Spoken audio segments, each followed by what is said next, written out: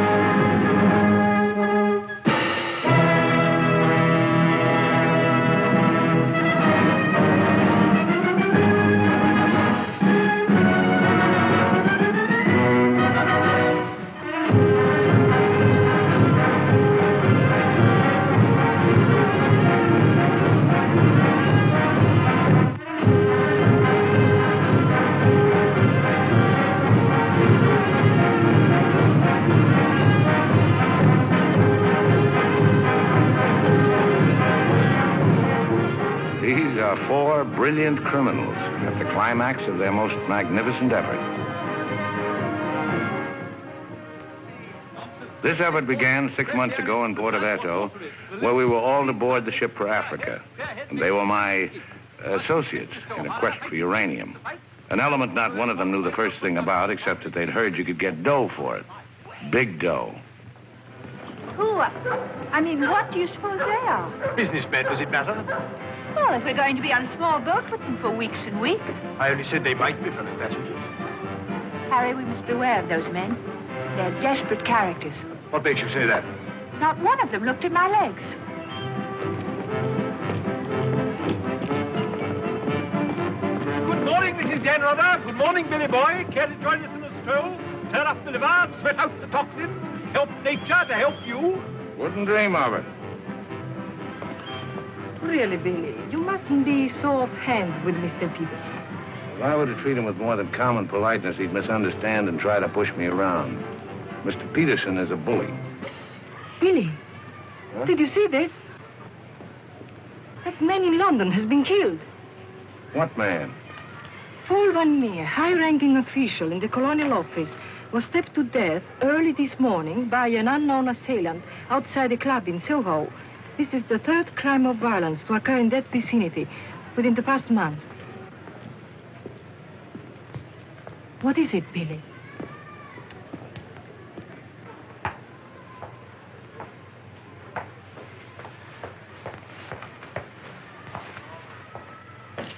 In heaven's name, Billy, say something.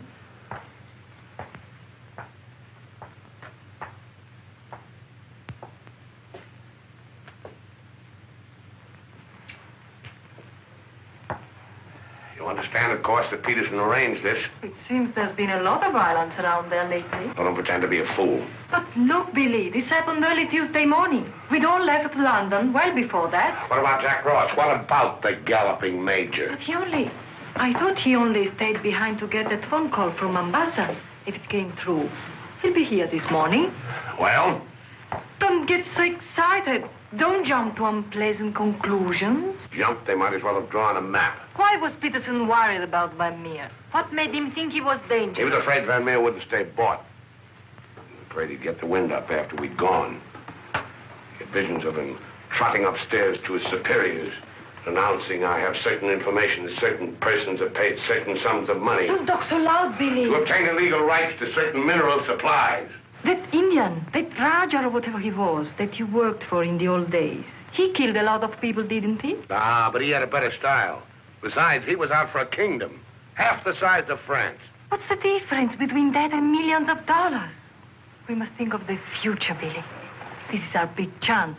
It may be our last. Except for Mr. Peterson, we couldn't even pay last night's hotel bill. Where are you going? Have a cafe, drink a lot of Pernod, and listen to the band. You won't make a fuss, will you? It doesn't do to make a fuss. You have to think of the main objective. Naturally, it doesn't do to be fussy.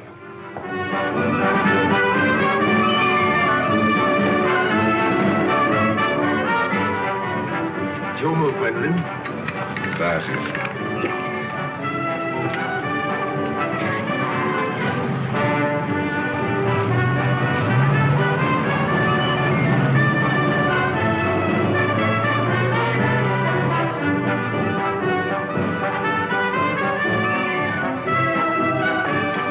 Luggage is in there. Bring it up.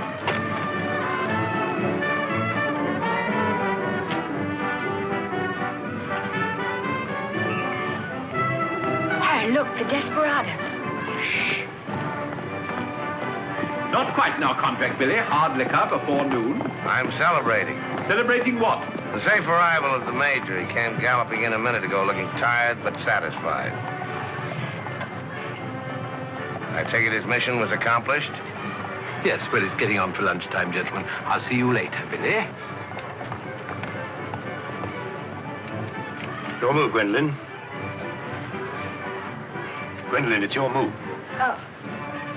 Check. Last. Are you sailing on the Niagara? Africa bound. So are we. Oh, my name is Chelm. This is my wife. How do you do? My name's Dan Roberts. How do you do? Are your friends sailing too? The whole kit and caboodle. You're a very mysterious group, I must say.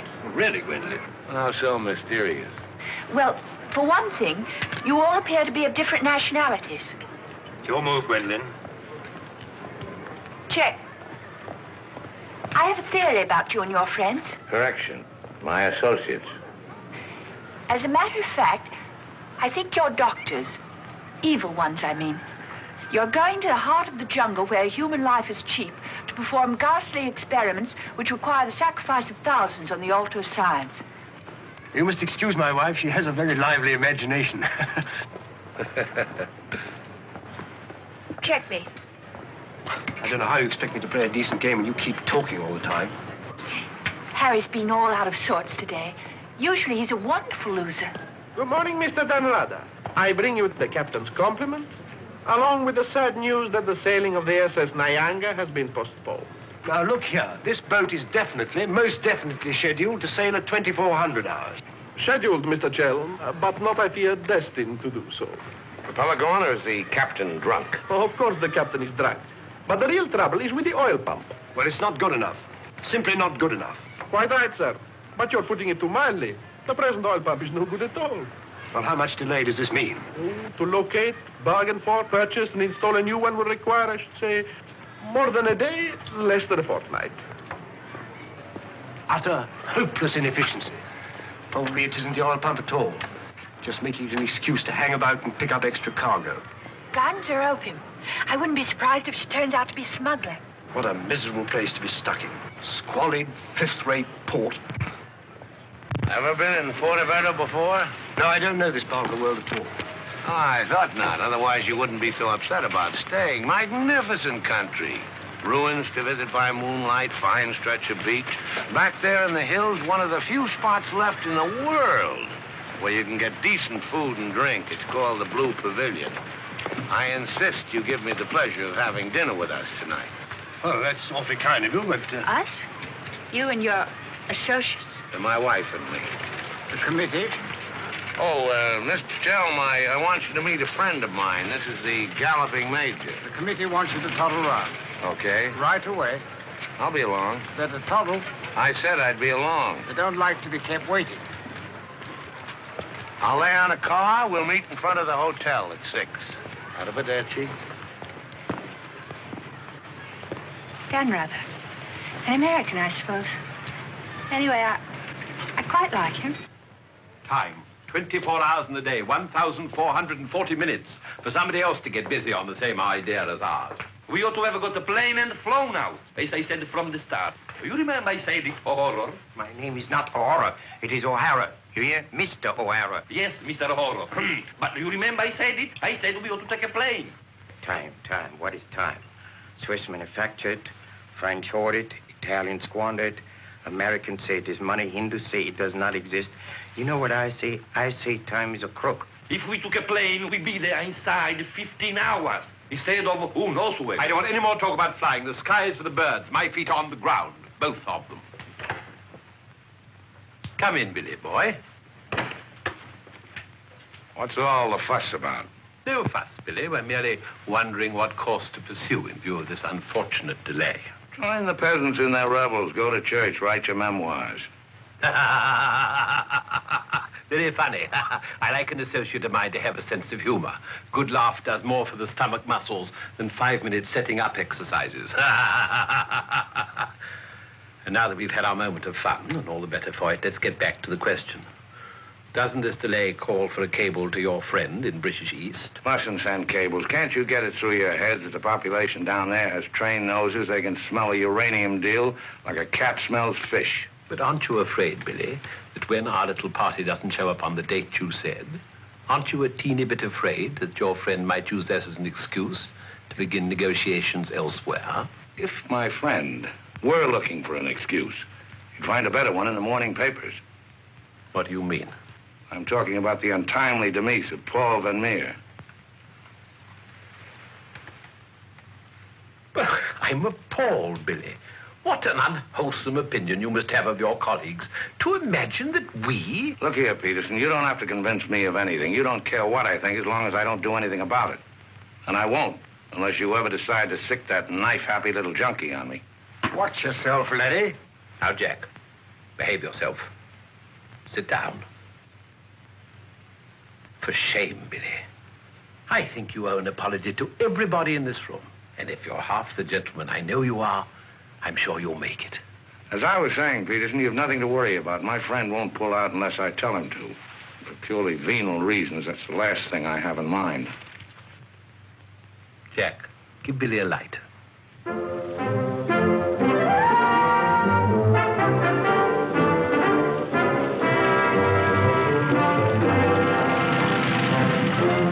What a wonderful car. It looks as if it had won the Grand Prix d'Elegance many years ago. Oh, it did. It was built for Oraposo. You know, the bullfighter. He had it made this way so he could stand up and take bows. He only got one ride in it, bequeathed it to me on his deathbed. Well, here's to Oraposo. I hope you like champagne. You mean it's yours? Well, I gave it to my former chauffeur, the fat bandit in the front seat. Harry, look at that wonderful villa. Well, that was Bertie Crampton's. Oh, you mean Lord Crampton, in Gloucestershire. His family acres marched hand in hand with ours. Gloucestershire, the cathedral towns, trout fishing, garden parties. What a beautiful life. You know England well? Emotionally, I am English. I serve tea every afternoon with crumpets, and I've always kept up my subscription to Country Life and to Tetler. Trouble with England, it's all pomp and no circumstance. You're very wise to get out of it. Escape while you can.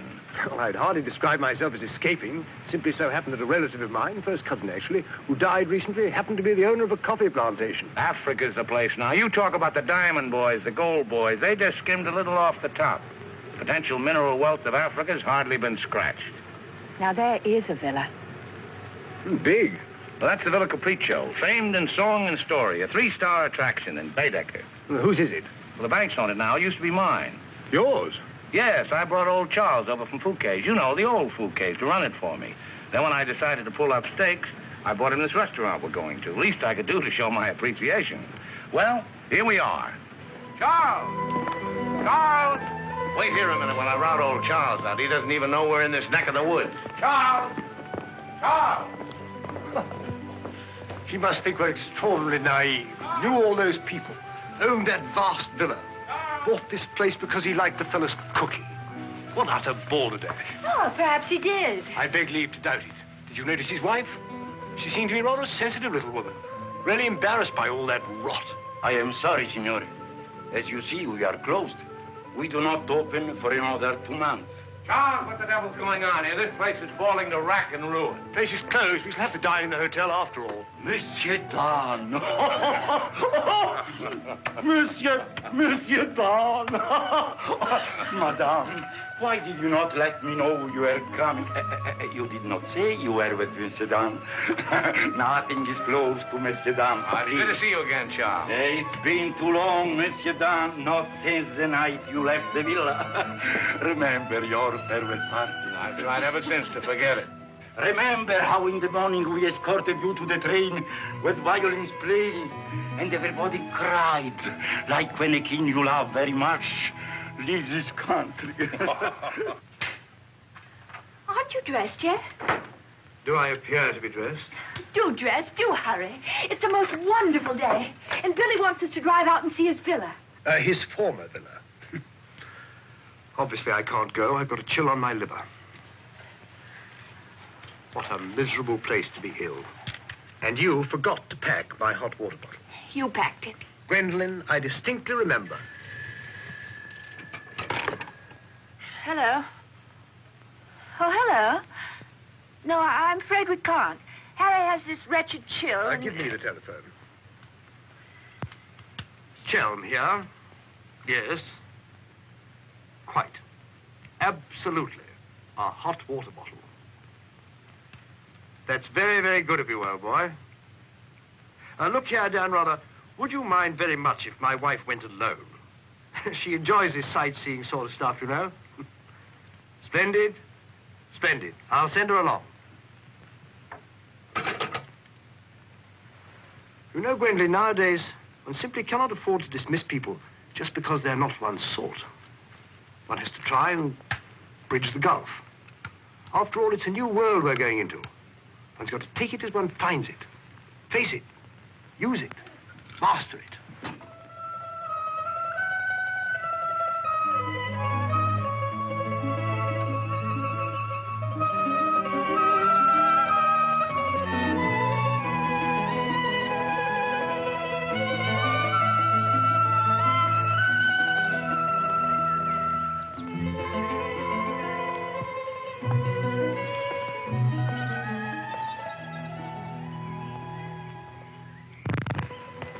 You know, I've seen Americans on the street and in the cinema, of course, but I've never talked to one before.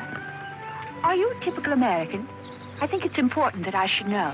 Why important? There are two good reasons for falling in love. One is that the object of your affections is unlike anyone else. A rare spirit, such as Lord Byron. The other is that he's like everybody else, only superior. Harry, for instance, is the very best of a type. Well, if you must know, I'm a typical rare spirit. How long did you live here? Well, the longest I've ever lived anywhere is 2 years. Well, when you were a child. Didn't you ever have a mother and a father? In a house, in a street, in a town? No, I was an orphan until I was 20, and then a rich and beautiful lady adopted me. You know, I've changed my mind about your being an evil doctor. You're off to keep a rendezvous someplace in Africa sacred to the tribesmen. You're going to found a new empire and make yourself master of the riches of the world. But you need a beautiful blonde queen to impress the natives as the incarnation of the Queen of Sheba. That's why you're making a pass at me. Am I? Of course. I don't generally go sightseeing with strange men. You don't believe that, do you? Well, I believe anything you say. Do you? Well, you shouldn't, you know. You really shouldn't. Mr. Chelm? Yes? It's I, Mrs. Bernardo, Maria. Oh, come in. Tea for two and two for tea? Now, that's most awfully kind of you. You shouldn't have troubled, really. Billy told me you had a chill. Bit of one on the liver. 2 tarsum. Milk, of course. Of course. I feel I should like somehow to do him a good turn of some kind. You do? Well, naturally. Oh, I see. Naturally. I think it would be nice if you were able to do something for him. Help him along. Give him the benefit of your advice. Delighted, of course. For instance. Oh, something with business. He was very pleased with that tip you gave him on the way home last night about the gold shares. I've forgotten what I told him. What was it? I don't remember either. I was listening to your voice. I wasn't listening to what you said.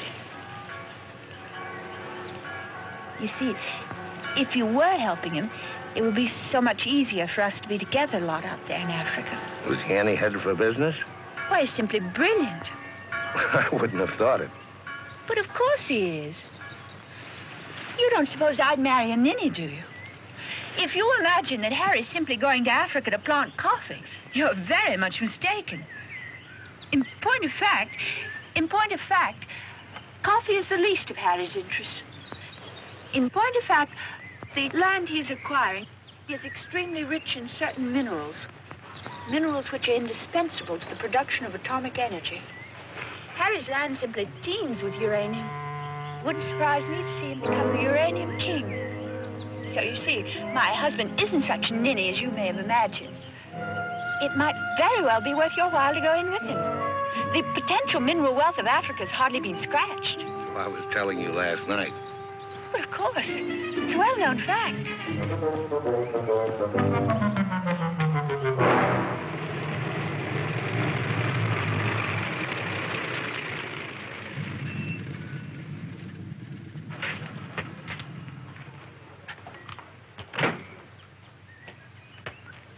Billy boy. Had a happy day? Very. I'm so glad.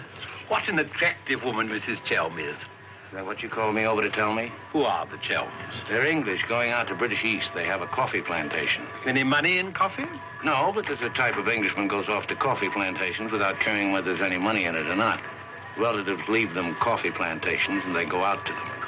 But why this sudden interest in the Chelm? I'd just like to know who's making friends with my friends. Well, now you know.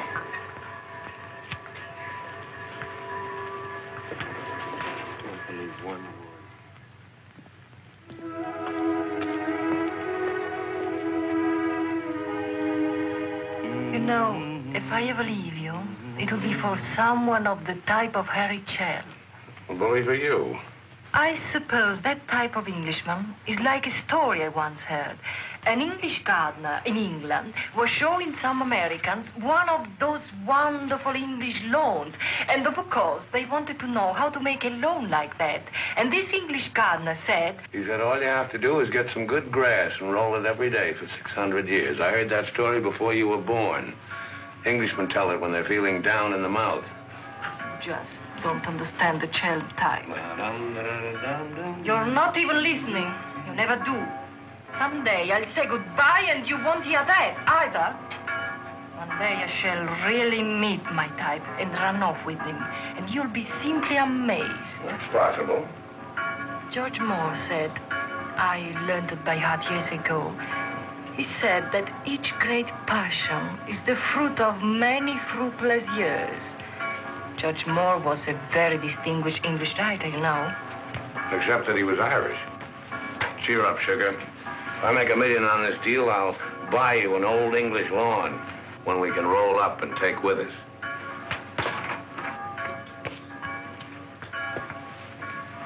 Billy, good morning. What's our wide-eyed Irish leprechaun doing outside my door? Why do you always make jokes about my name, huh? In Chile, the name of O'Hara is a tip-top name. Many Germans in Chile have become to be called O'Hara. Good morning, Mr. O'Hara. Madame, my respects. Perhaps Mr. O'Hara would like something to drink? Yes, maybe perhaps a little whiskey, huh? Very weak, please. What's this visit in honor of?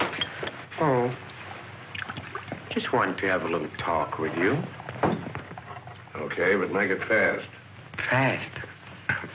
I give you my word, Billy. I give you my word. I feel to you like an older brother.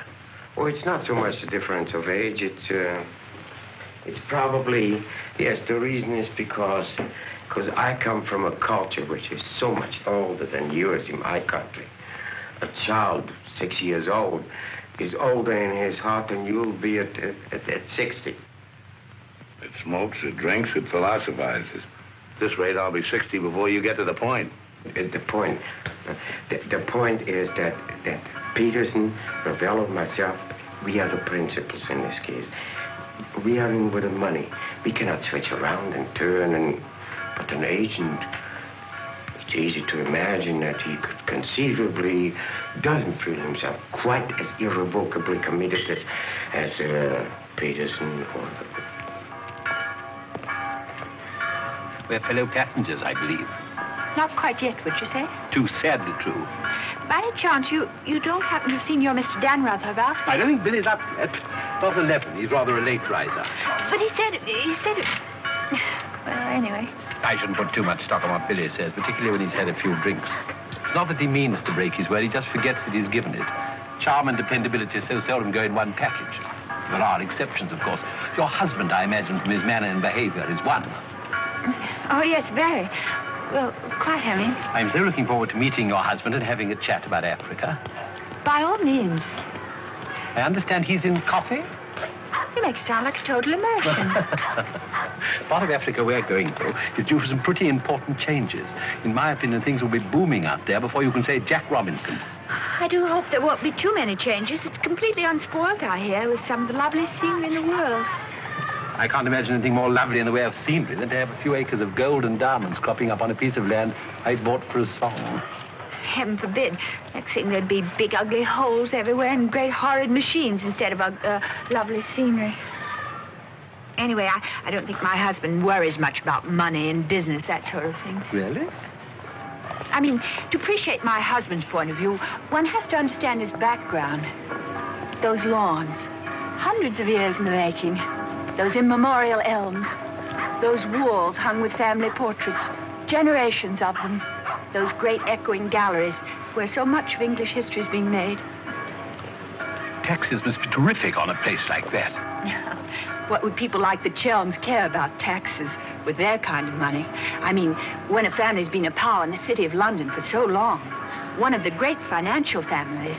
Power in the city? You mean... Oh, yes, of course, one of those Chelms. I'm surprised you know about them at all. Very few people do. They prefer to work behind the scenes.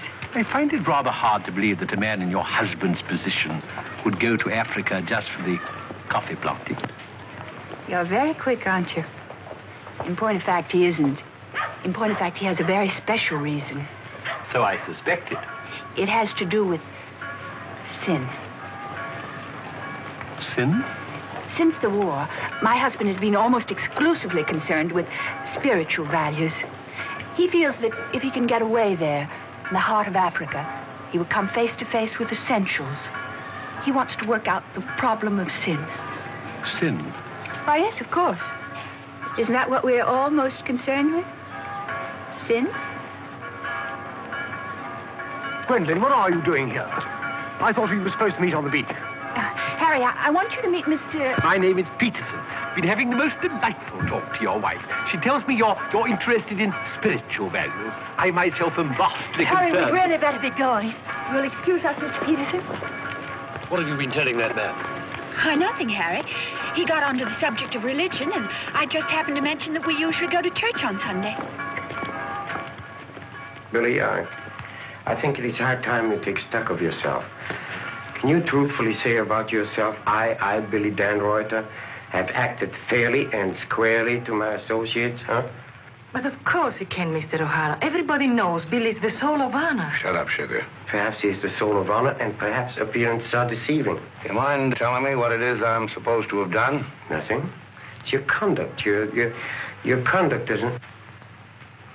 Your conduct does not inspire confidence, and confidence, Billy, is the most important necessity in an undertaking of our kind. One may be completely innocent, but if one's actions invite suspicion, one might as well be guilty.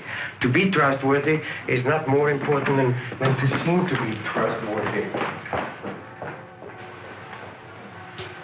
Billy, have you done something you shouldn't have? Tell me, Billy. Tell me the truth. My conduct. Who do they think I am, their hired man? But you are, you know. You are the hired man. How good and kind of you to remind me. How good, how true, how kind.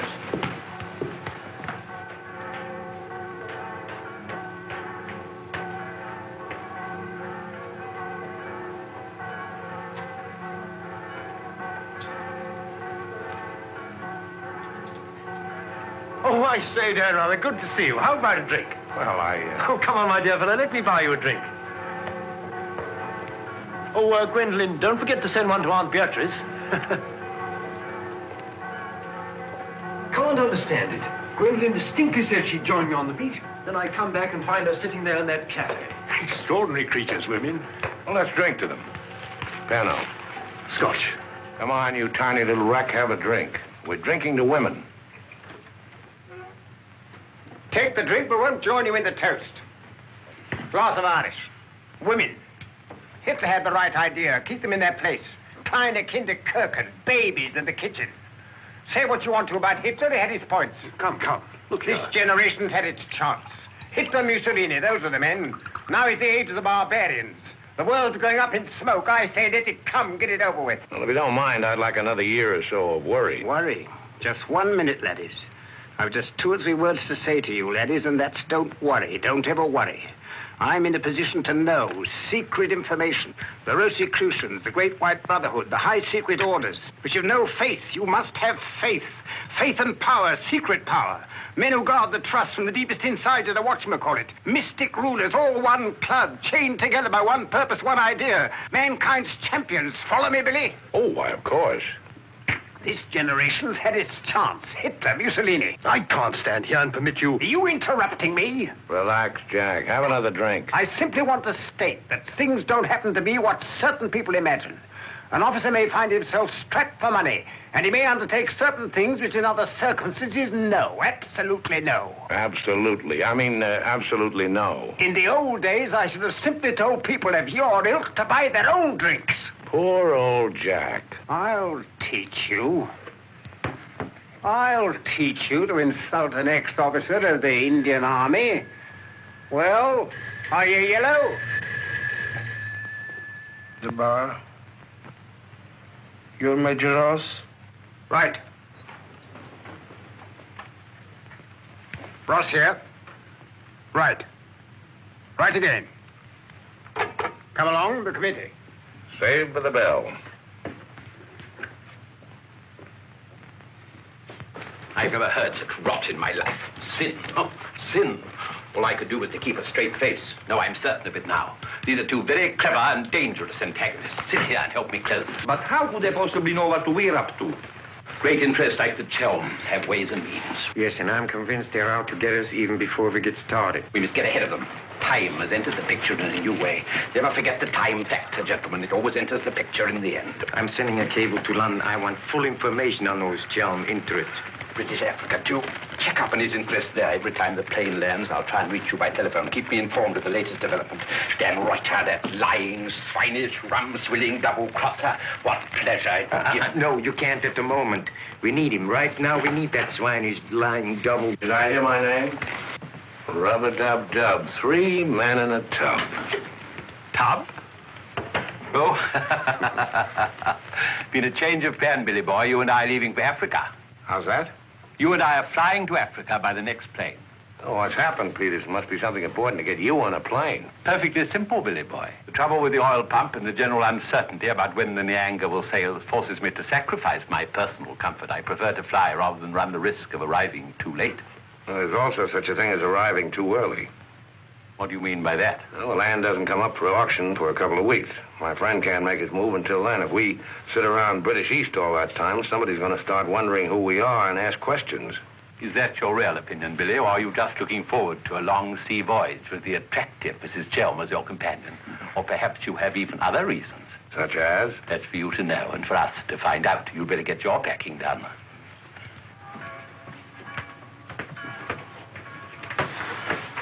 Billy? Where are you going? Off to Africa, flying. Just like that? Weren't you even going to kiss me goodbye?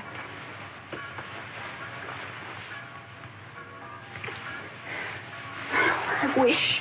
Don't say it. What? That you wish we'd never met. You'll be coming on the boat, and in Africa we'll get together and... I think I hate you. Letting those revolting men order you about. Don't deny it. I've watched them. They treat you like a servant. They say, hop it, and off you hop. I know what it is. They have a hold on you. Some black secret that could ruin you. What makes you think that? No, know, it happens all the time. My old Spanish nurse told me that half the people in the world would be ruined at once if everyone told what they knew. But couldn't you let them done away with? I mean, you must know plenty of people who could bump them off. It probably cost a good deal, but it'd be worth it, certainly. Well, it's not impossible, except that afterwards I wouldn't have any money. This way I stand to make a lot. Millions? Maybe. Then perhaps your connection with those men isn't quite so undignified as I thought. Those millions, would they be pounds or dollars? Well, either way suits me. No, that's very careless of you. The state of the pound is so uncertain. You must think in terms of hard currency. Maybe I should hire you to handle my affairs. You could do worse. I'm awfully intelligent, really. Come along, Billy boy. The car's waiting.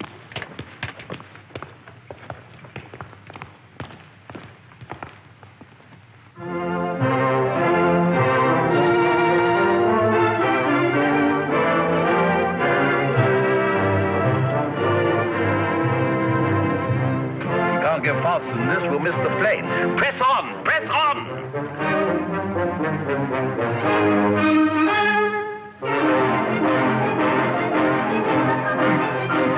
High posting.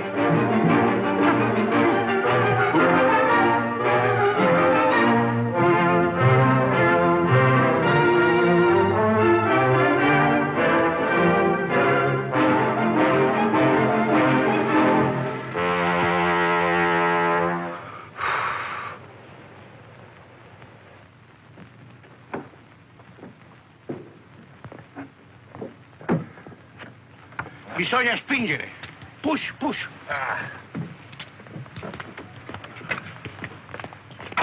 Come on. 1, 2,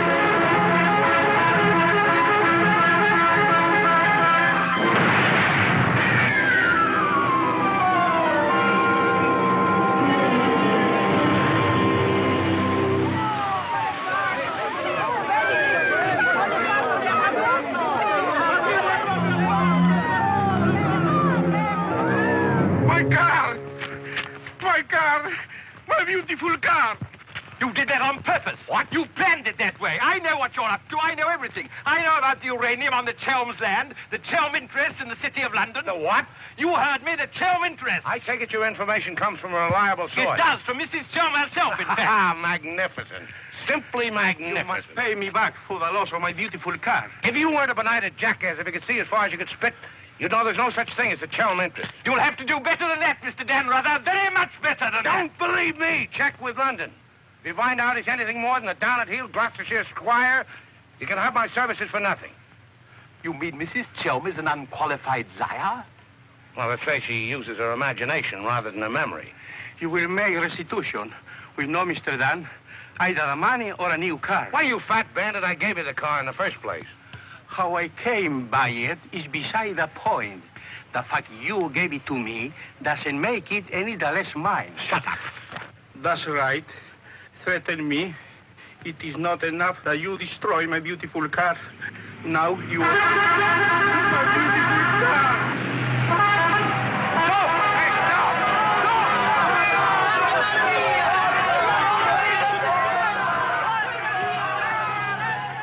More than anything, I want Billy to make a grand success out there. Well, as you care so much about money, I should have thought you would have left Billy for some rich man. I shouldn't think Billy would mind, really. I mean, neither of you are in love or anything. You are a strange girl. Of course I love Billy. Actually, I adore him. And Billy loves me very, very, very much.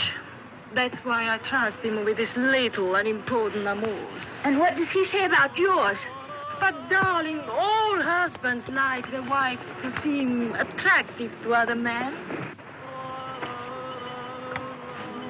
Be sure you explain that to Harry.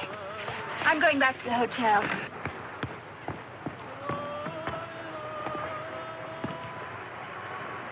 Mrs. Stanrother, Maria, I'm afraid, I have some shocking news for you. The boat is not going at all? There's been a terrible accident. Your husband's car drove over a cliff. The people on the bus saw it fall into the sea. It seems almost certain that... What is it? What are you trying to say? He's saying that Billy is dead. It's become necessary to redistribute the stock in our company. Stock. What good is the stock now? We can't deal with Darada's friend. Not without Darada. All the effort, the money, everything went over the cliff with that car. Ravello, you forget the English are very sentimental people. I tell you, there is nothing that Billy's friend will not do for his widow, and in black, she's a very touching figure. Poor Maria, you really have had a wretched time of it. You are very understanding. If only there was something I could do. Just now, if you could bring me an aspirin. I have a headache. Don't move. Just you wait there. I'll be back in a moment. Mussolini, Hitler, and now Peterson. A great man, a great loss. I'm going upstairs and reading my Bible. Why all the clothes? Maria has a headache. What's the matter with you? Go away. My dear girl, I'm as sorry about Dan rather as you are. But after all, it isn't as if he was one of our oldest friends. I was in love with him. He was a very pleasant acquaintance. What did you say? I was in love with him. Really, darling, have you no control over your romantic fantasies? I loved it. Can't you hear me? I love you. Oh, rot. You're just dramatizing again. By George, you were right after all. I did pet it. Oh, what shall I do? I feel so I were drowning. He's dead. He's dead, and I'm left in a fool like you. I tell you what to do. Have a bit of shut-eye. You'll wake up in an hour feeling your old self again, and there'll be no more silly stories about falling for a middle-aged roustabout. So? Oh, please go away. I'll just take these to Maria.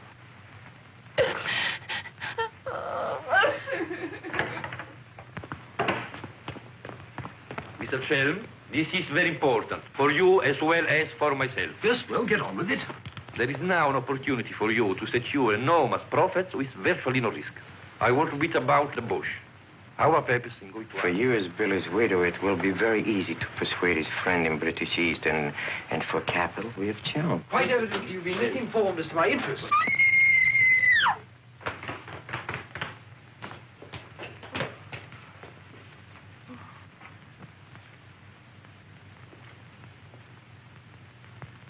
What's the matter with all of you?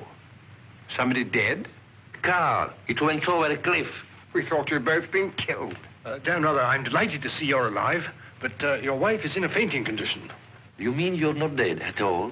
Obviously, I'm not dead. I knew you weren't dead. I knew it. I counted 13 backwards 13 times. My old Spanish nurse said if you did that, a miracle would happen. And you see, it has. Ladies and gentlemen, I bring you the glad tidings. The captain is sober, and the SS Nyanga will sail at midnight.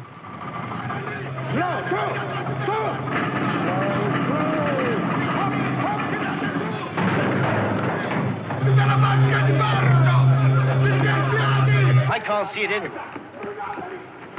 What can have happened to it? My dispatch box, where is it? A black tin box this size. What have you done with it? Guardi che la sua valigia gliel'ho messa in cabina. I told you to take the most particular care of it. I shall not go on board till my dispatch box has been found. Having trouble, Chelm? I think that I can't cope with myself, thank you. È la seconda volta che glielo dico. La valigia gliel'ho messa in cabina, è inutile che insiste con me. Says he put it in your cabin, whatever it is. Idiot! Why didn't he say so in the first place? Say, look. What's happened to Harry? He's been giving me the fisheye all evening. Oh? What is it? Perhaps it's because when I thought you were dead, I told him I was in love with you. You what? I couldn't help it. It made you seem less dead. And? Oh, he didn't believe me. He thought my nerves were upset. Sort of delirium. He thought it quite a joke. The idea of my inventing a love affair with a middle-aged roustabout like you. That's what he called you. Well, now that I'm back in the flesh, you'll begin wondering about that delirium of yours. I suppose seeing you alive is different from thinking of you dead. You're just great cooped up on that tub with a suspicious husband. Billy.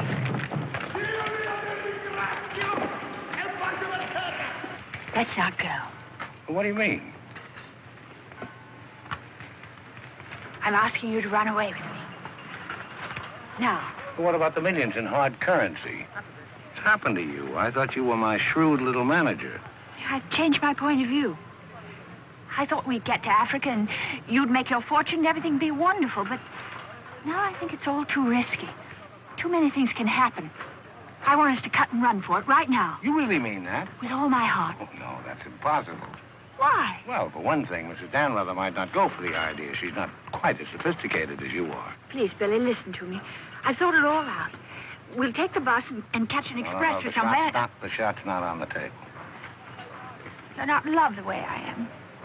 If I loved you 1,000 times more than you say you love me, it still wouldn't make any difference. I've got to have money. Doctor's orders are that I must have a lot of money. Otherwise, I become dull, listless, and have trouble with my complexion. But you're not like that now, and you haven't any money. It's my expectations that hold me together. You really mean that, don't you, darling? Sure, I mean it. And your main reason for wanting lots of money is so that you'll be ever so attractive and I'll love you more and more. That's right, baby. I'll help you, Billy. I can, too. I'm something of a witch. My old Spanish nurse said I could have been professional. Well, don't look now, but they're raising the gangway.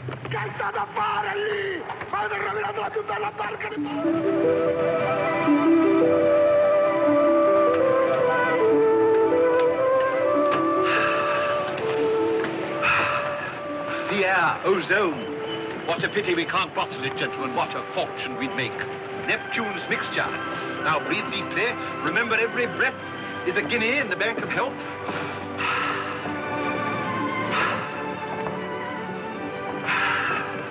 Good morning, Chel.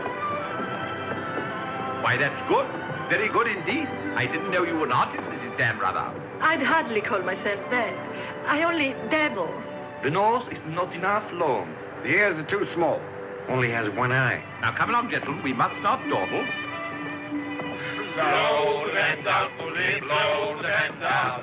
Blow, blow, blow the man down. Blow the man down, baby, blow the man down. Good morning, Mrs. Chelm. Let's hope she breaks her neck. Blow the man down, bully, blow the man down. Blow the man down, bully, blow the man down. Blow, blow, blow the man down. Blow the man down, bully, blow the man down. Give me some time to blow the man down. Mr. Peterson? Mr. Peterson? Radiogram.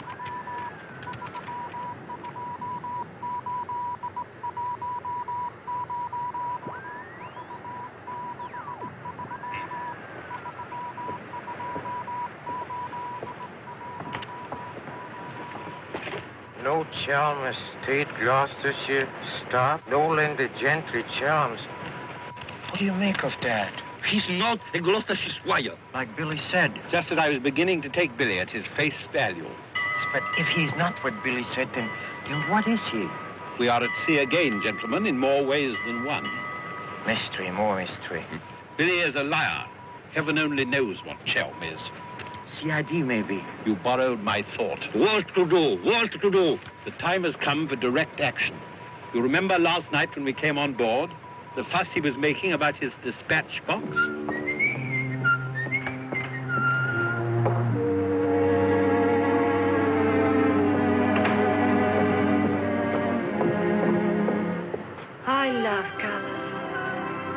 with them is an endless puzzle. Your face, for instance. 10 minutes ago, it was all brown and pink. Now the light is changed and is chalky white. What? Tinged with green. Green? It must be getting rough. Just a little. Don't break the pose. I don't feel very well. I think I'll go below and take a pill.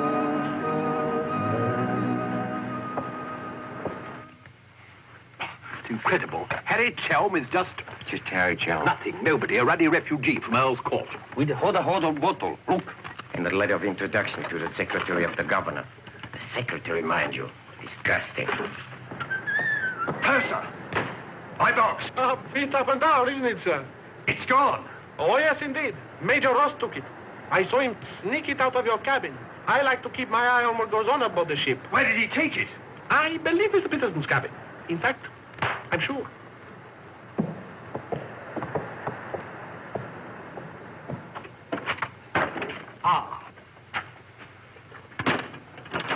Now may I ask what explanation you have to offer? He forgot his hot water bottle.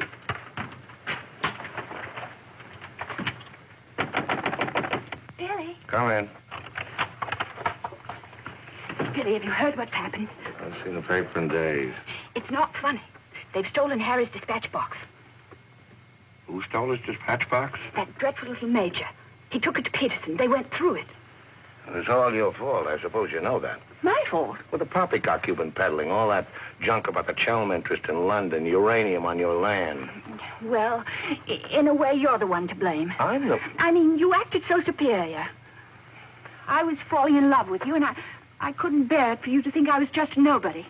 Married to the son of a boarding house in Earl's Court. The son of a what? A boarding house. That's what Harry's parents do. They run a boarding house for decayed gentlefolk. But the way he talks, the way he acts, I thought that... It's just that he sees himself in a place in the West Country with trout streams and horses, leading the life of a country squire. It's not his fault if people take it for granted that he has a place like that. He's never once said that he had. Well, country gent, son of a boarding house or whatever he is, I suppose I'd better get his box back. Oh, he got it back himself. Well, then there's no harm done. Except that Harry's gone to the captain. He's going to have them put in irons. He is what? He says that's what they did in the Royal Marines. Look here, Skipper, there's a perfectly simple explanation for all this. I happen to own a dispatch box which is very similar to Mr. Chelm's. When I didn't find it in my cabin, I asked Major Ross to see if it had been stowed away somewhere else by mistake. The Major found what he thought was my box in the saloon with some other luggage. The box has been in my cabin ever since we sailed, under the berth. As soon as I saw the box, of course, I realized at once that it wasn't mine. I simply opened it to find out to whom it belonged so that I could return it to its rightful owner. I can't conceive why this gentleman should imagine I should be interested in a box containing patent medicines. I'm not a hypochondriac. Purser, tell the captain exactly what you told me about the box. Why, sir, you asked me whether I'd seen it, and I said it might be the one I'd seen being carried along the passage by Major Ross. You distinctly told me that you'd seen it being taken from my cabin. Oh, you must have misunderstood. You were rather ill at the time, if you remember, sir. That's all, Purser. He's been bribed. He's in league with these criminals. Just a case of a misunderstanding. That's how I look at it. Now, what about a little cognac? To wash away any ill feeling. I don't care for a drink. And let me assure you that this matter is far from settled. While rifling through my personal effects, I feel certain that you must have noticed I had a letter of introduction to the Secretary of the Governor. I suspect he'll be much more interested in what I have to say than this gin-soaked so-called ship's captain. You mind your tongue! Any more entails? You're the one I put in irons. As far as I'm concerned, this is a close incident. You got your box back. Why don't you forget the whole thing? What possible interest do you expect the Colonial Office to take it? On the contrary, I expect them to show considerable interest in a gang of crooks who are trying to swindle the country out of vast uranium deposits.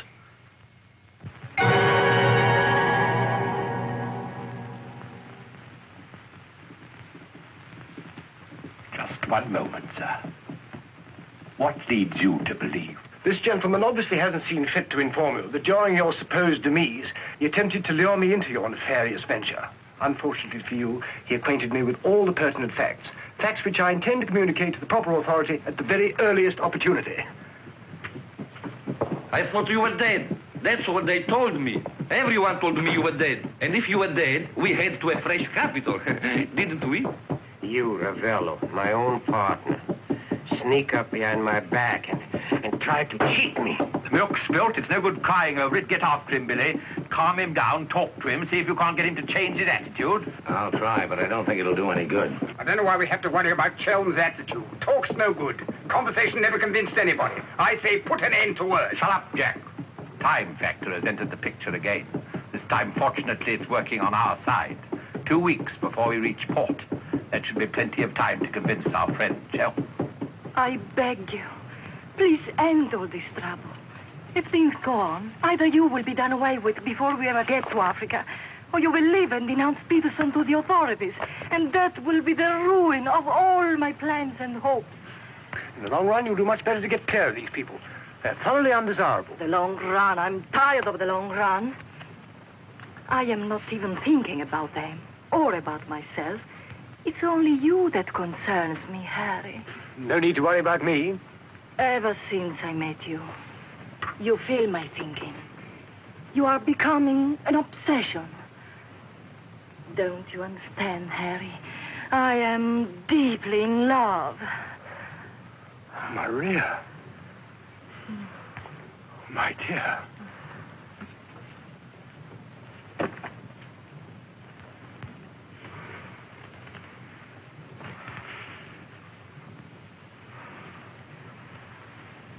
Only you could make a woman feel like this. All I want is to be in your arms, now and always. You forget I'm going to be done away with. Oh, no. It will be easy to arrange. What you must do is this. You will write me a letter. A love letter. You will tell me that you cannot denounce Peterson, because then I will suffer too. Because you love me so much, you cannot bear to hurt me. Such a letter they will believe if I show it to them.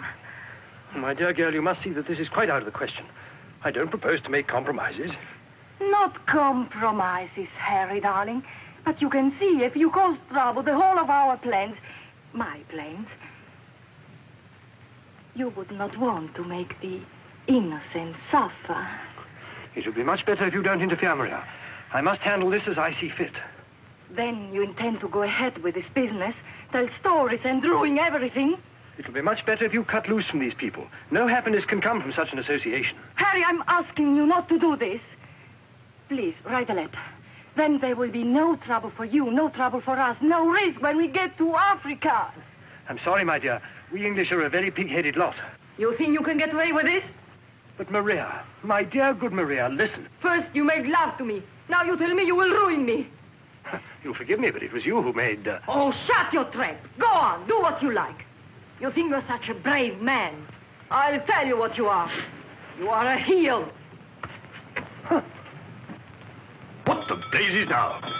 What's happening? What's going on here? The oil pump's on the blink. The electricity's failed. What's a folly? A ship lying in darkness this way? We might well be rammed at any minute. I'll tend to this myself. Which way is the engine room? The passengers are not... I'm sure your chief engineer will welcome the advice of an ex-officer of the Royal Marines.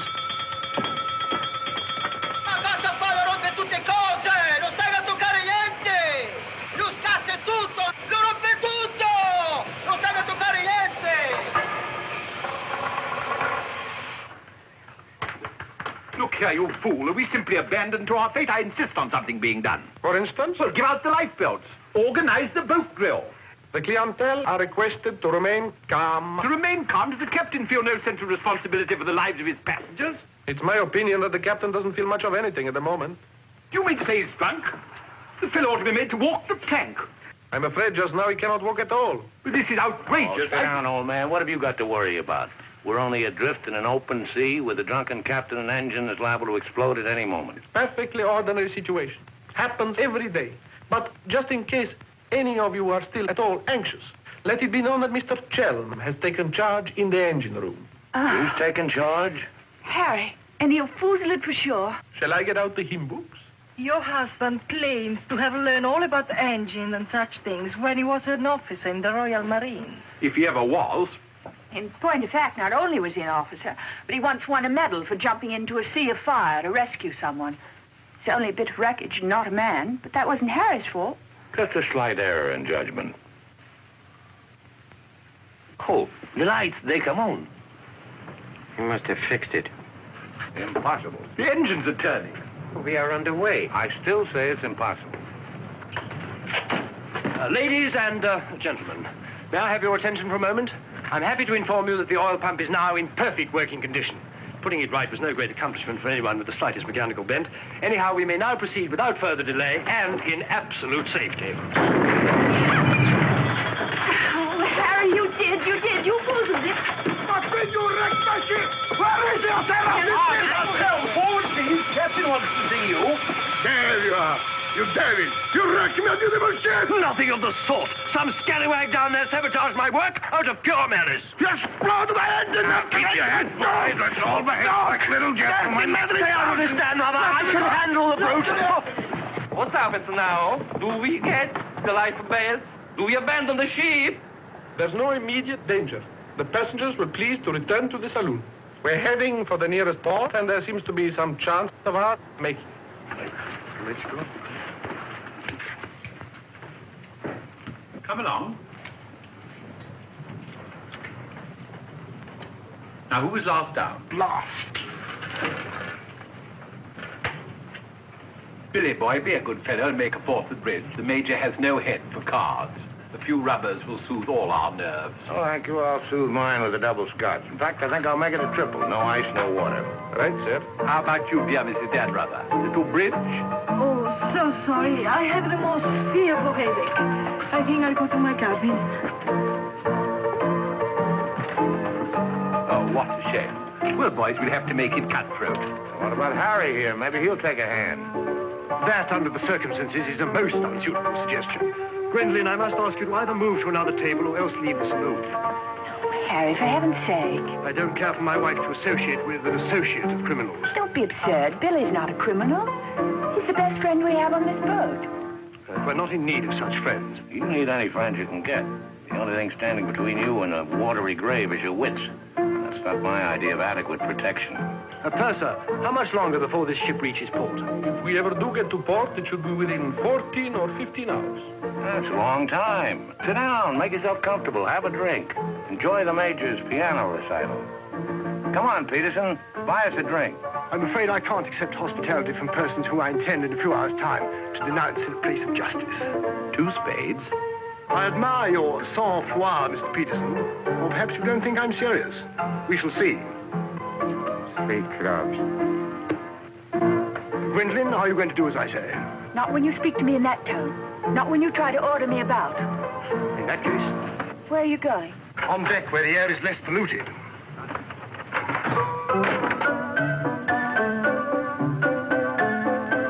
Sir, 4 tonics? I think you'd better go after Harry. Why should I? If he's going to be so childish and unreasonable. Take my advice, go to him, stay with him. I suppose you think we should keep up appearances. The loyal wife at her husband's side.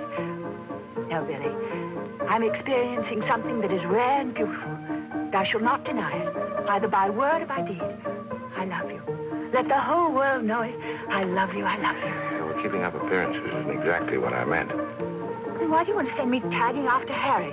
He's being such a deadly bore tonight. Deadly, but not dead, not yet. What do you mean? They killed one man just because they thought he might try to get in their way. Now, handsome Harry here is certain to blow the whole thing wide open. They killed a man? Really? Who? Just a man.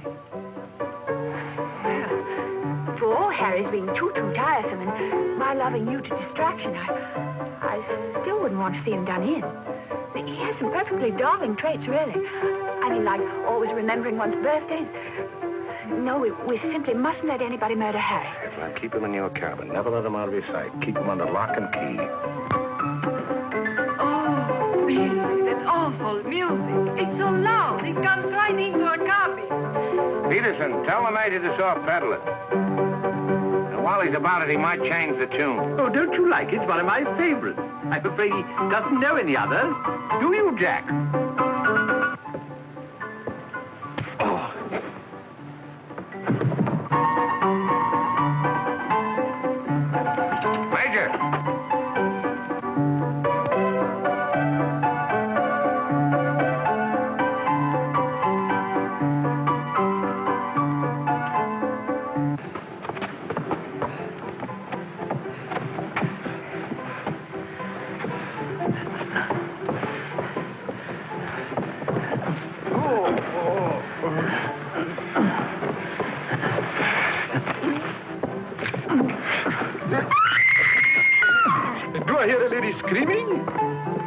going down.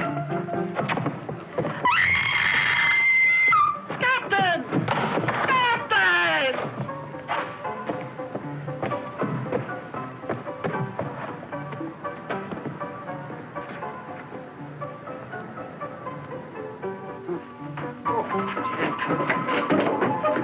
What happened? Oh, Billy, all that screaming. I thought someone had been killed. Someone nearly was. Indeed they were. Look at the Major. Better get a new act, Peters, and the curtain going down on this one. Every time I turn my back, someone makes trouble. The passengers break the engine, they beat each other to feet, they throw each other overboard. That man attacked me. How you? You again! If I struck him, it was in self-defense. He came sneaking up behind me and tried to run me through with his sword. Is that true? Well... It's no use, Billy. My trying to protect Harry any further. I may as well tell the whole truth. Captain, it grieves me to confess this, but in point of fact, my husband has an illness of the mind. The medical word for it is paranoia. On occasion, he displays homicidal tendencies. The psychiatrists say it's because he believes people are plotting against him, and so he strikes back and tries to kill them. Gwendolen, for heaven's sake, woman, what's the meaning of this treachery? Believe it or not, Harry, I'm doing it for your own good. He knows. He saved my life. He'll tell the truth. I wouldn't contradict the lady. You wrecked my ship! You tried to kill the passengers! But I never stayed first on the ship. That's why you're against me. Let me go. I'll kill a lot of you. I warn you, Captain. When I kill you... Poor Harry. It's awfully sad. We've tried everything to cure him. Take your hooligans off. How dare you lay hands on me? You hooligans. I'll have you put in irons. You'll be the ones in irons. Good, good. We'll have no trouble from you. Scum! Mongrels! I'll bring you to book. Every one of you. Every man jack of you. After all, it was the only solution. Harry's safely locked in his cabin, where those beastly men can't do him any harm. On the other hand, he can't say or do anything now to interfere with your making that fortune in Africa. I mean, the authorities would hardly listen to the ravings of a lunatic, would they? Well, they won't even let him off the boat. Well, in that case, he'll just have to stay shut up for a few weeks. It's a bit hard on the old boy, don't you think? Yes, but after you've amassed all those African millions, we'll make it up to him. We'll buy him a country place in Gloucestershire with some rough shooting and a trout stream like he's always wanted. Maria will marry him, perhaps. She seems to have a very real feeling for English country life. And everybody lives happily ever after. Especially us, Billy. There's the abandoned ship. What's going on? I believe, sir, that we're sinking. What? Station, everybody. Broken like this. We're sinking. Harry! Harry, open the door! You must! The ship's sinking! Get back.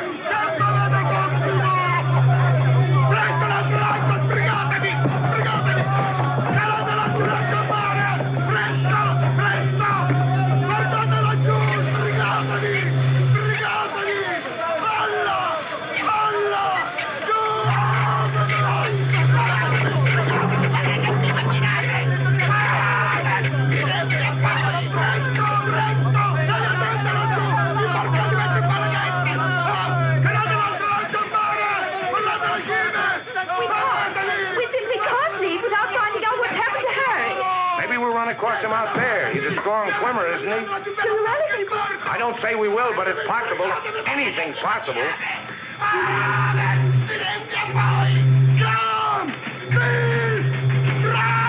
Dio mio, ti ringrazio e pace per terra! Speriamo che incontri un branco di messicani!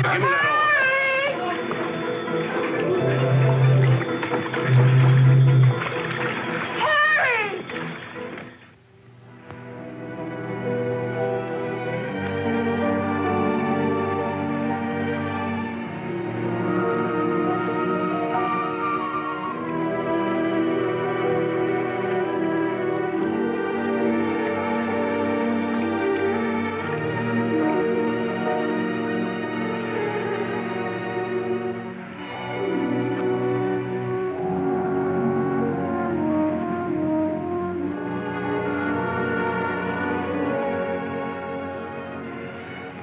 Where do you suppose we are?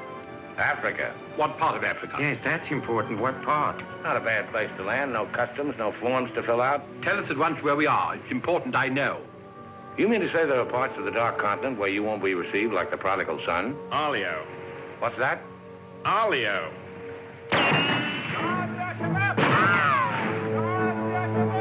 Better get down, everybody. Oddio, mamma mia! Adams! Oddio, mamma mia! Get rid of your passports, boys. Mrs. Chelm, Billy Boy, my identity must remain a secret.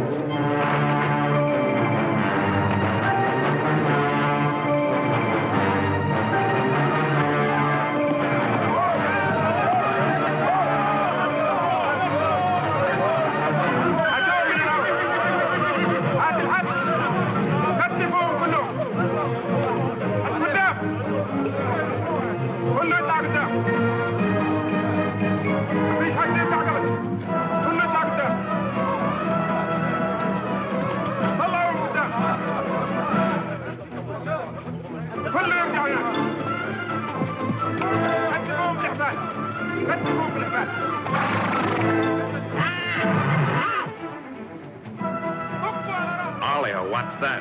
It was a company that sold arms to the Arab legions. Wait a minute, that rings a bell. Some of the equipment we sold them was defective. Been too long under the water in the Gulf of Leyte. The Arabs claim they lost the war because of rusty guns and dud ammunition. For heaven's sake, be quiet. If you go on like that, I'll see you drawn and quartered. يلا فيتا فيتا فيتا راجع انت فيتا فيتا يلا امشي فيتا فيتا يلا تعال الغد يلا Are you going to allow them to bully you in this way? Why, it's simply... Shocking. Harry wouldn't have let them do it. He had a sense of dignity. I have a sense of survival. Billy, what is going to happen? Do you think they will torture us? Just let them try it. I'm a British subject. I wouldn't say it too loud.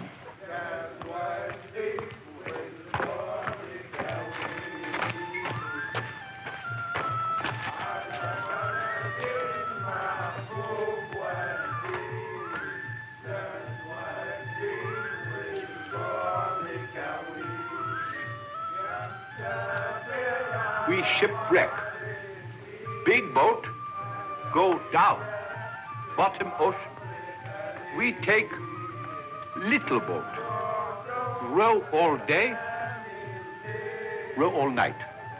Savvy? There's only one way to deal with these swine. Walk up to them and kick them in the belly. Show them who's boss right away. We sight land. Your land. Praise Allah. Come ashore. Suddenly, boom, boom, boom. No good way to treat shipwrecked people. You will please to hand over your passports.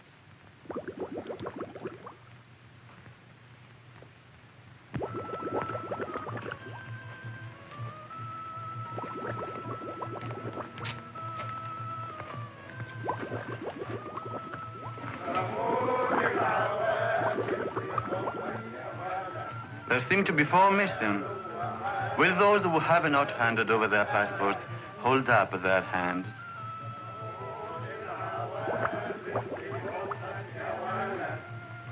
All left on board ship, Your Excellency.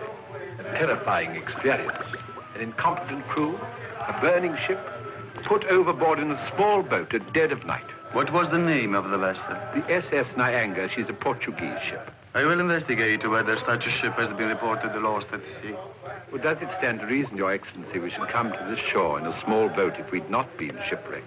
Our country is in a state of unrest. Oh, I am sorry. Agents of certain foreign governments sometimes try to enter it by stealth, hoping to fan the flames of revolution. Therefore, we check carefully on the activities of strangers. But surely, Your Excellency, in our case, one look is sufficient to convince you of our innocence.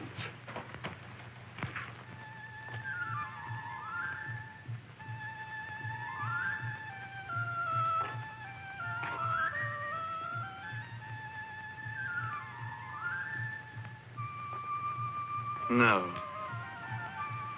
One look is not enough.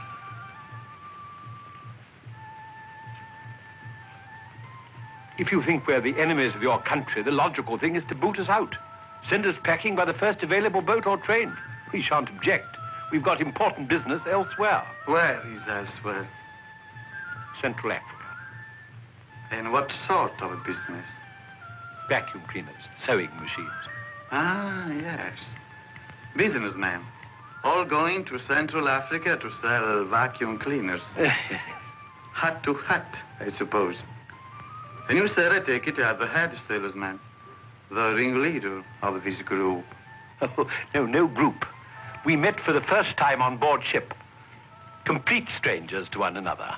Liar! The others all look at you each time I ask a question. I am a keen observer. You four are together. Oh, no, my fat-gutted friend. I'm not the illiterate, simple-minded native you're fool enough to take me for. I am a great man, a serious man. I spit on you, too.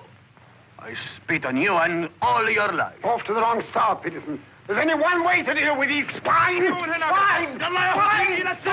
Swine! You'd better be careful. My husband, my late husband, who was drowned in the Niagara disaster, happened to be one of the most important figures in the British government, Sir Harry Chelm.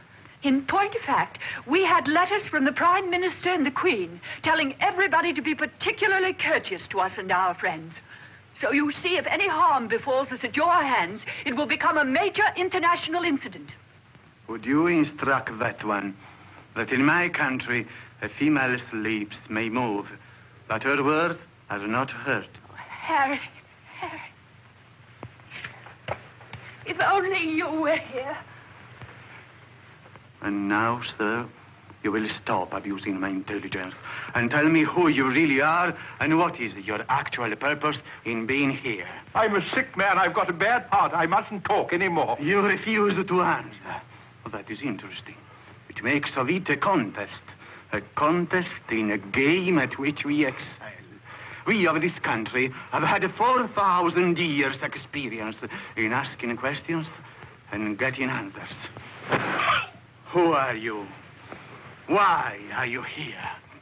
Don't hit me again. My heart. I have an attack.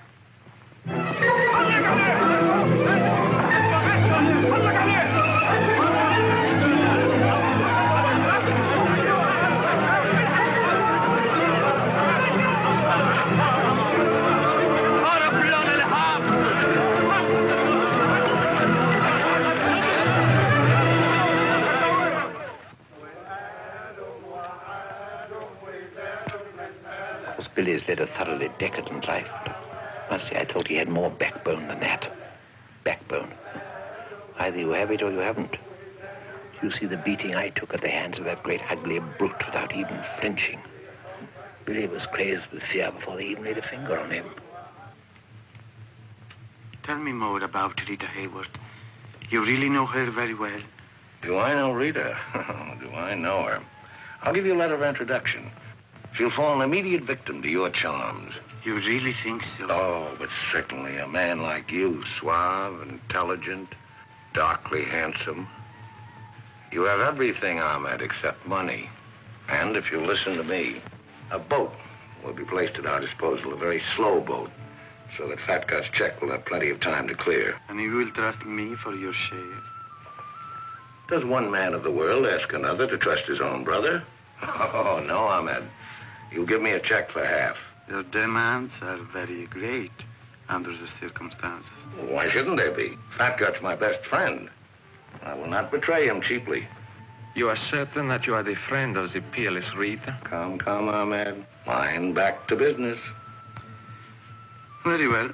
50-50. Oh, by the way, Fat Gut's nature is noble like ours. He might try to bargain. I do not bargain with a puffball like that. It's beneath my dignity. It'll be dawn soon. The correct hour for a firing squad. But if we have him shot, what about the money? Well, I was just thinking that if he heard a volley at the psychological moment, he might not be so inclined to haggle. I believe you must have Arab blood. Westerners are not usually so subtle. يلا يا علي نمسك الراجل السخين. يلا بينا. يلا. Look, Halamite. Look, Halamite. shaking me. I won't go. I demand to see a doctor. Would you say that in Paris, among smart people, the Rolls-Royce or the Cadillac is considered more chic? Well, that's no problem at all. A man in your position should have both.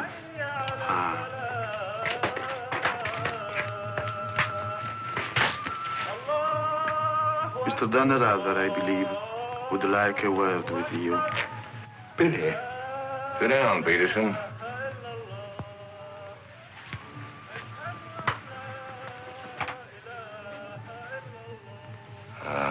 I've been talking to Ahmed here, and he's made the phone.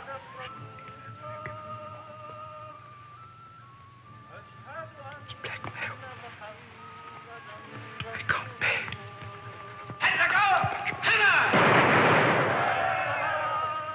What was that?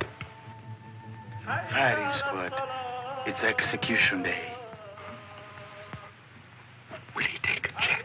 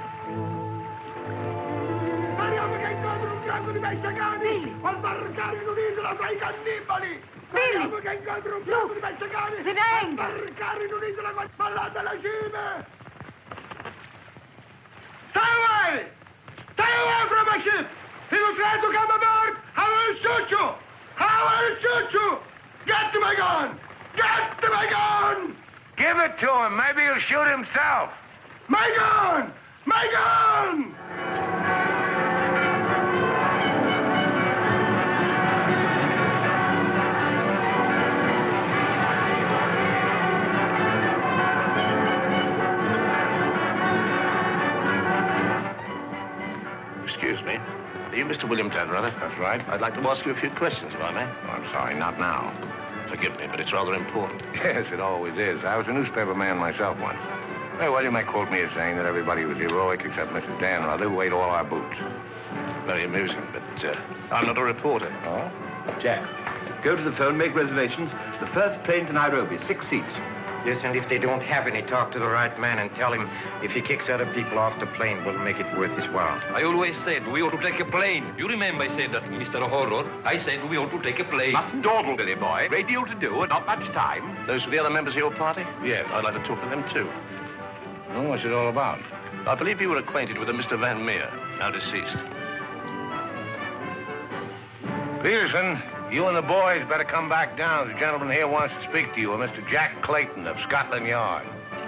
You take your wine here or upstairs, Mr. Dunn? No, we'll have it here. Care to join us in a drink, Clayton? No, thanks. It's a bit early in the day for me. I read somewhere that a Scotland Yard man never accepts a drink from anyone he intends to arrest. Is that true, Mr. Clayton? Quite so. Mrs. Danrother? No, I'm Mrs. Chelm.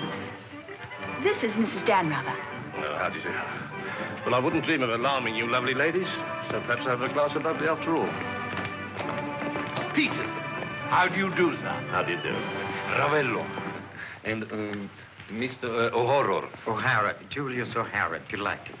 No, I'm the one to be delighted. It had begun to look as though I'd never catch up with you people. That would have been a bit embarrassing. You see, this is the first time I've ever been abroad on an investigation. I've spent quite a lot of money. And my chief can be very sarcastic about the money one spends, particularly if you fail to deliver the goods. Mr. Clayton is presently interested in the Van Meer murder case. The Van Meer murder case? Oh, yes. That fellow in the Colonial Office. Yes, I read about that in the paper. It was a shocking affair. According to Mr. Van Meer's appointment book, Mr. Peterson, you had lunch with him at the Savoy a few days before his death. That's quite correct. Mr. Van Meer was an expert on African matters. We wanted his advice about affairs in British East. Do you recall the subject under discussion? Vaguely. Crop yield. The native labor situation. Inches of rain. Vaccination, shorts. How long do you know Mr. Van Meer? Oh, a couple of months. We met half a dozen times. Did he ever make mention of any enemies, business or otherwise? Did he say anything about romantic attachments? I mean, did he name any women? No. I should have been very surprised if he had done. Mr. Van Meer struck me as being every inch a gentleman. Oh, of course. Well, that's all. Unless somebody has anything further to add. I have. I think you ought to know that the business of one of these businessmen is murder. I beg your pardon. Major Ross, I mean. I can't guarantee Major Ross murdered this Van Meer person. I assure you, however, he attempted to murder my husband with a long, thin dagger, which he always carried about in what looked like an innocent swagger stick. Go on, Mrs. Chelm. You see, Major Ross is employed by Mr. Peterson there to do his dirty work. One might say he's a professional killer. My husband found out certain things about Mr. Peterson. Things, in point of fact, that are a matter of empire, involving, as they do, a plot to exploit our kingdom's uranium resources. And that's why Mr. Peterson decided to have him done away with.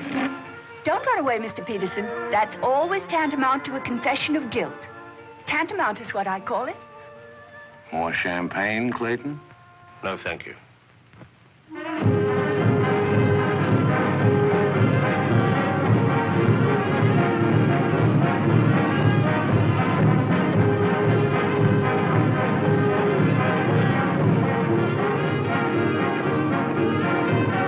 As I said before, very smart fellows indeed. Should you ever think of me in Earl's Court, that's where I'll be, helping Harry's parents with the lodgers. Should you ever think of me, try not to let it be too harshly. You kiss her too, Billy, and tell her she's forgiven. Sure. Goodbye, Billy. Bye.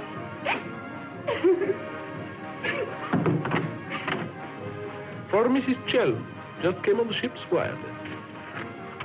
Oh, by the way, Mr. Dan Rudder, do you know that your associates are all in the Hoosgow? Oh, not that I'm a bit surprised. I put them down as thoroughly bad characters, right off the bat. But then there are so many bad characters nowadays. Take mine, for instance. Harry! He's alive!